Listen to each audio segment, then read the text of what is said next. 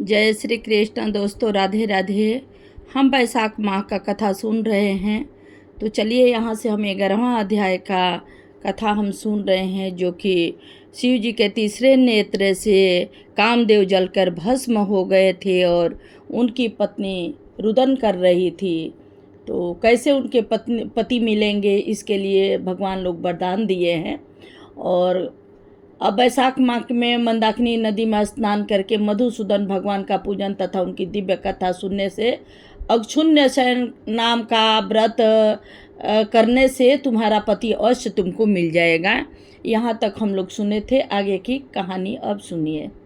रति को इस प्रकार वरदान देकर सब देवता अपने अपने स्थान को चले गए और रति ने भी कलेश से निर्भीत होकर मेष की संक्रांति में गंगा स्नान कर पतिव्रता से अक्षुण्य शयन व्रत का धारण किया। इस व्रत के करने से उसको उसी समय कामदेव दिखाई दिया।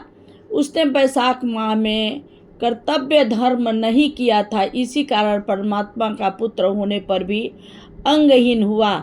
श्रुति देव कहने लगे कि अब महादेव पार्वती जी के सम्मुख खड़े हुए अंतर्धान हो गए। तो पार्वती जी खड़ी रह गई और सोचने लगे कि अब क्या किया जाए।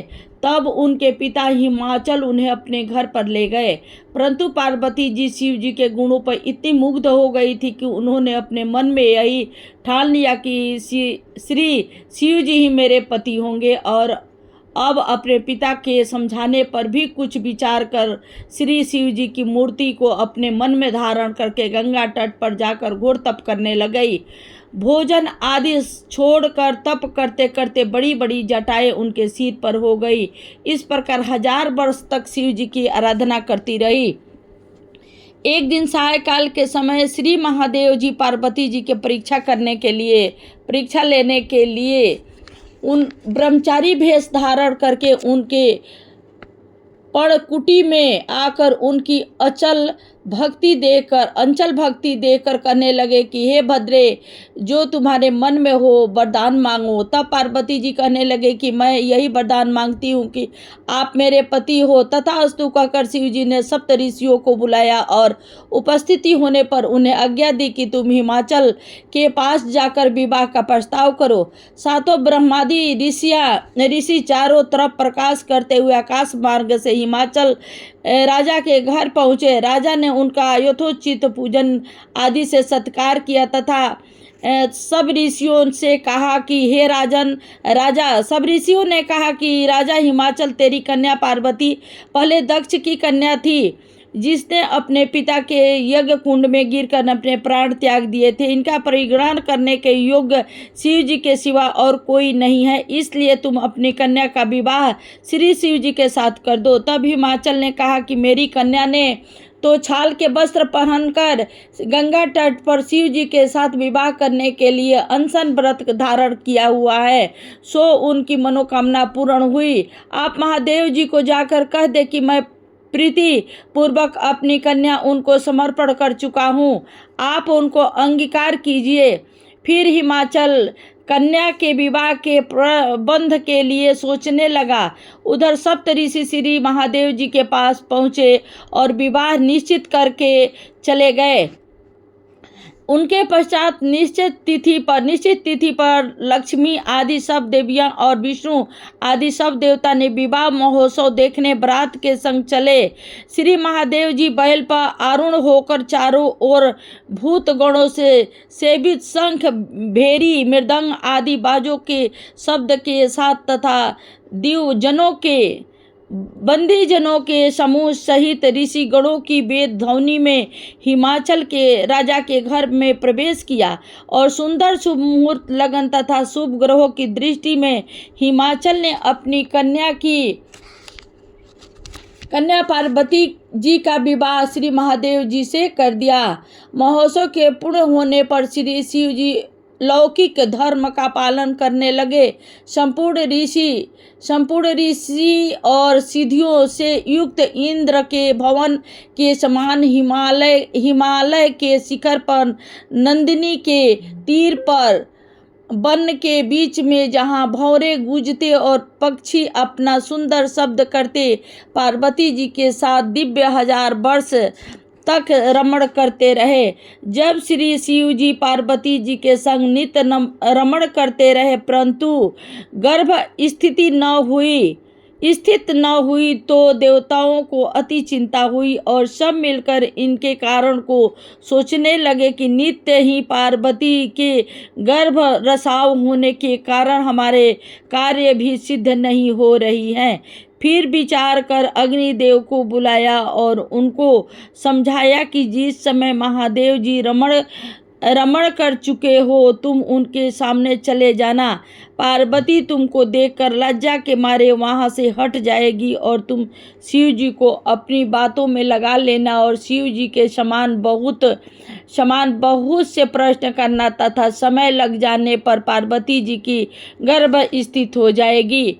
अग्निदेव ने ऐसा ही किया और रमण के समय वहां पहुंच जाने से पार्वती जी वस्त्रहीन होने के कारण लज्जा के मारे रमण छोड़कर एक तरफ हो गई। शिव जी महाराज को ऐसे समय में अग्निदेव का आना बहुत बुरा लगा और उन्होंने श्राप दिया कि मेरा वीर्य तुम्हारे मुख द्वार से तुम्हारे उदर में प्रवेश करे।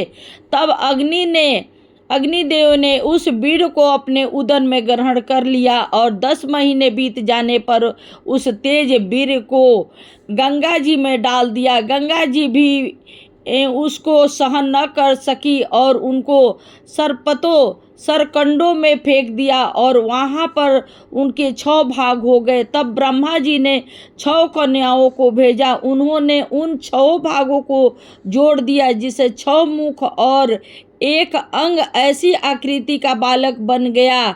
वह बहुत दिनों तक उस सरकंडों में ही पड़ा रहा।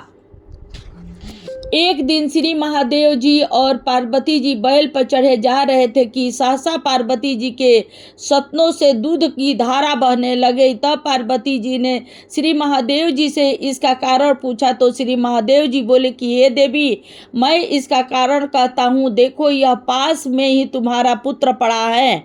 और फिर श्री महादेव जी ने पिछली सारी कथा पार्वती जी को सुनाई और कहा कि उसी को देखकर तुम्हारे सपनों में दूध आ गया है, क्योंकि वह तुम्हारा ही पुत्र है। महादेव जी की यह बात सुनकर पार्वती जी ने उस बालक को उठा लिया तथा अपनी गोद में बैठाकर उसको अपने सपनों का दूध पिलाने लगी। इस प्रकार पार्वती जी पुत्र स्नेह में मुग्ध होकर उसको कैलाश में ले गई और उसका पालन पोषण करने लगी।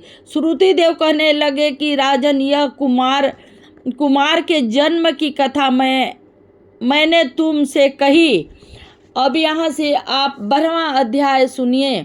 मैथिली कहने लगे कि ब्राह्मण अपने कामदेव की स्त्री रति का वर्ण किया और उनकी अक्षुमन्य व्रत धारण करने की कथा भी मैंने सुनी। अब आप कृपा करके यह बतलाइए कि इस व्रत की विधि क्या है। यह वार्ता सुनकर श्रुति देव कहने लगे कि इसका विधान पहले श्री हरि ने लक्ष्मी जी से कहा है, वह सब मैं तुमको सुनाता हूँ। इस व्रत के करने से श्री लक्ष्मीपति भगवान प्रसन्न होते हैं। श्रावण शुक्ल द्वितीया को इस व्रत को धारण करना चाहिए।